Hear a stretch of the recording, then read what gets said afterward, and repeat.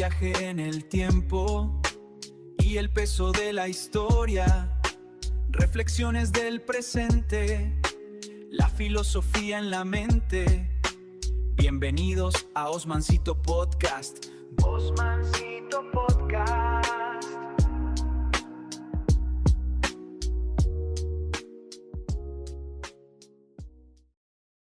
Bienvenidos a una nueva inmersión profunda. Hoy tenemos sobre la mesa un material que, y lo digo con toda sinceridad, es filosóficamente peligroso en el mejor de los sentidos. Sí, peligroso porque realmente sacude un poco las bases de lo que damos por sentado. Exactamente. Vamos a adentrarnos en unas fuentes que logran cruzar el pensamiento de un monje zen del siglo XIII llamado Mumon con las ilusiones ópticas del artista holandés M.C. Escher, y de ahí saltamos a las revelaciones matemáticas de Kurt Gödel. Es una combinación que suena a locura al principio. Totalmente. Y la misión de esta exploración hoy es entender cómo un concepto tan antiguo y escurridizo como el koan zen tradicional termina chocando y conectándose con el concepto matemático de la incompletitud formal. Que es una conexión fascinante. Lo es, y creo que es importante hacer una advertencia desde el primer minuto para quienes nos escuchan. El objetivo hoy no es llegar a una síntesis tranquilizadora. No hay una moraleja cómoda al final. Para nada. Lo que produce este material es más bien un vértigo productivo. Un vértigo productivo, me encanta esa frase. Es el tipo de conocimiento profundo que deja la mente despierta a las 3 de la madrugada, mirando al techo, cuestionando la realidad misma. Y el hilo conductor que une a todas estas fuentes es monumental. Estamos hablando de una lucha histórica contra la lógica pura y contra el pensamiento dualista. El dualismo. Sí, digamos, si damos un paso atrás, el dualismo es esa tendencia humana instintiva de dividir el mundo en categorías. Lo hacemos sin darnos cuenta mediante la vista y sobre todo mediante el lenguaje. O sea, en el momento en que le ponemos un nombre a algo, trazamos una línea invisible. Exacto. Cortamos el universo en pedacitos. Y todos estos pensadores estaban intentando romper esa barrera ilusoria. Bueno, vamos a desempacar esto empezando por el zen. En los apuntes, el zen se describe de una manera fabulosa, como una especie de arena movediza intelectual. Es una gran metáfora. Es anárquico, a veces muy frustrante pero refrescante. La premisa es que en la filosofía zen, las palabras y la verdad son incompatibles, no pueden coexistir.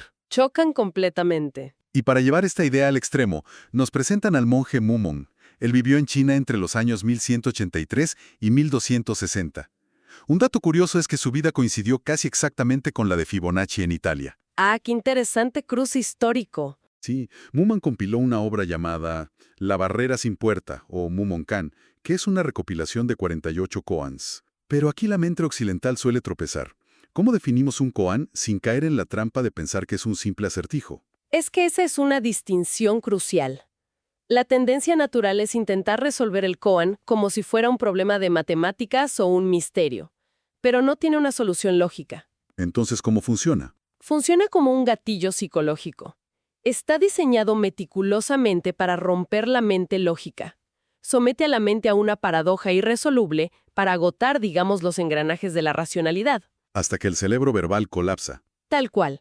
El koan empuja y empuja hasta que la persona se ve obligada a dar un salto fuera de la lógica hacia un entendimiento directo de la realidad sin el filtro de las palabras. Pensemos en el ejemplo del bastón corto de Shuzan que está en las fuentes.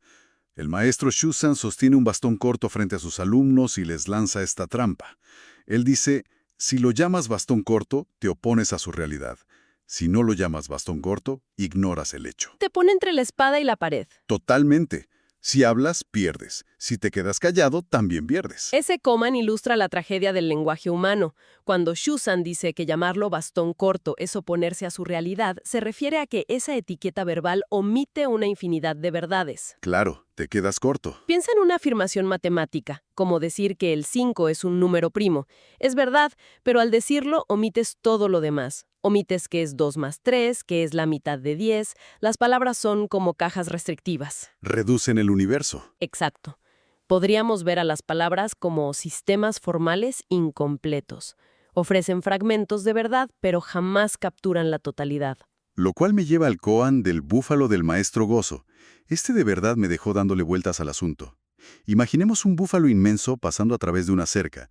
Sus cuernos, la cabeza, las pezuñas, todo pasa sin problema. Pero la cola no. Pero la cola no. Su pequeña y delgada cola se queda atascada.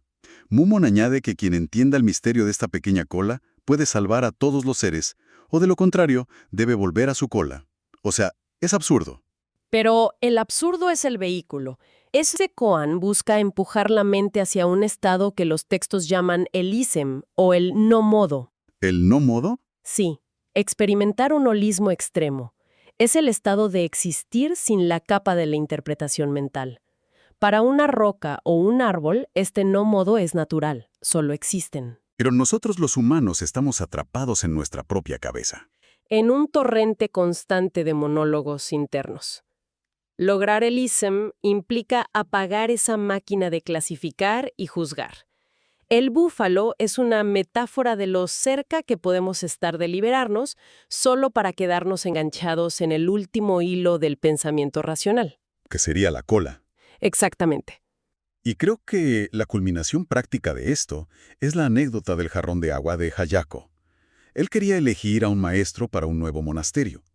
Puso un jarrón de agua en el suelo y preguntó, ¿quién puede decir qué es esto sin decir su nombre?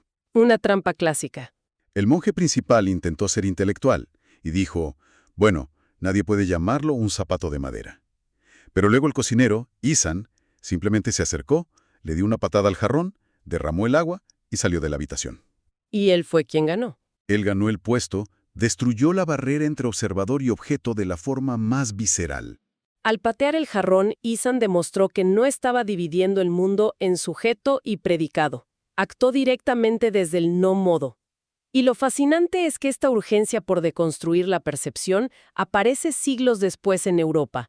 Ese puente me vuela la cabeza, porque dejamos a un monje pateando un jarrón en China y nos vamos a Holanda con M.C. Escher, usando lápiz y papel para lograr el mismo vértigo. Escher cuestiona las reglas de la percepción visual, usando la misma estructura subyacente que el Zen usa para el lenguaje.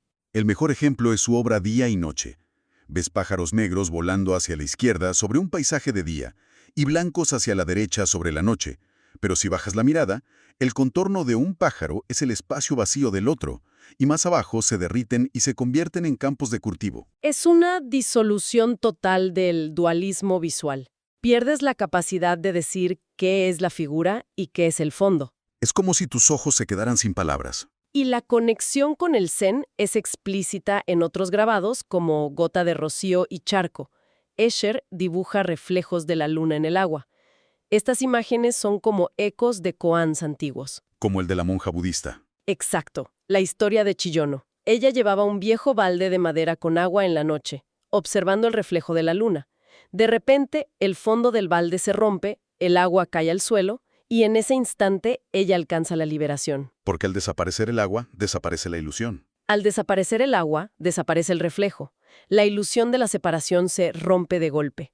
Escher captura esa quietud y obliga al ojo a preguntarse qué parte es realidad y qué parte es un espejismo. Y luego está Verbum, una litografía que, según las fuentes, es el equivalente a un dolor de cabeza productivo. Ranas, peces y pájaros en un hexágono. En los bordes están bien definidos, pero hacia el centro los contornos se vuelven borrosos y se mezclan. Lo que hace de Verbum una obra maestra es cómo aplica un concepto musical engañoso a la percepción espacial. Los apuntes lo comparan con la hemiolía. ¿La hemiolía, que usaban Bach y Chopin? Sí, es una ambigüedad rítmica. Tocas 6 notas de igual duración, pero el oyente no sabe si agruparlas como 2 grupos de 3 o 3 grupos de 2. Una ilusión auditiva. Y Escher hace eso visualmente. Las formas de vida compiten en la mente del observador. Y la gran ironía es que todos estos animales se funden en el centro para formar una sola cosa, la palabra verbum. Lo cual es un sarcasmo tremendo, porque la palabra es el enemigo del Zen. Es literalmente un koan visual. Completamente. Y no podemos dejar el arte sin mencionar 3 esferas segunda. 3 esferas sobre una mesa, pero la del centro es reflectante. En esa esfera ves a las otras 2, ves la habitación e incluso ves al propio Escher dibujando la esfera que estás mirando. Es un bucle. Ese grabado es la mejor ilustración occidental de un concepto budista llamado la red de Indra. que es una red infinita de joyas. Sí. Imagina que el universo es una red infinita, y en cada intersección hay una cuenta de cristal. Si miras una cuenta, refleja la luz de todas las demás. Y dentro de ese reflejo ves los reflejos de los reflejos infinitamente. Es la misma idea de las redes de transición aumentadas en física que mencionan los apuntes. Exacto, las ATNs. Imaginar que dentro de cada electrón hay fotones, y dentro hay más electrones, en una complejidad anidada infinita. O en la empatía humana, mentes reflejándose en otras mentes. Todo contiene a todo lo demás. Pero, bueno, aquí es donde la inmersión da el giro más brusco. Pasamos de monjes y artistas a la matemática pura. Vamos a matematizar este vértigo. Aquí es donde las cosas se ponen realmente densas. Las fuentes introducen el rompecabezas MU del sistema formal μ. La premisa parece un juego. Escribes las letras M e I. El objetivo es convertir esa cadena en la palabra μ usando solo 4 reglas tipográficas. Son reglas mecánicas. Las sigues a ciegas como una computadora. Una dice que si termina en I, le agregas una U. Otra dice que puedes duplicar todo lo que está después de la M. O si tienes 3 letras I, las cambias por una U. Exacto. Entonces, empiezas con MI. Duplicas, tienes MI. Duplicas, MII. Cambias 3 por una U y te queda MIU. Y esa I que sobra te arruina todo. Yo me quedé un rato largo intentando hacerlo en la mente y la I siempre vuelve a aparecer. Te quedas atascado. Y es porque el juego está diseñado con malicia. Hay una trampa. Una trampa hermosísima de la teoría de números. La clave está en lo que llaman la cuenta de I. Si analizas las reglas, aritméticamente solo pueden hacer 2 cosas. O duplican la cantidad de letras I, o te permiten restar exactamente 3. Ok. Entonces empiezas con una letra I. El 1 no es múltiplo de 3. Si duplicas un número que no es múltiplo de 3, el resultado jamás será múltiplo de 3. Y si le restas 3, tampoco. Claro. Y como el objetivo es la palabra mu, que tiene exactamente 0 letras I, y el 0 es múltiplo de 3, es imposible llegar.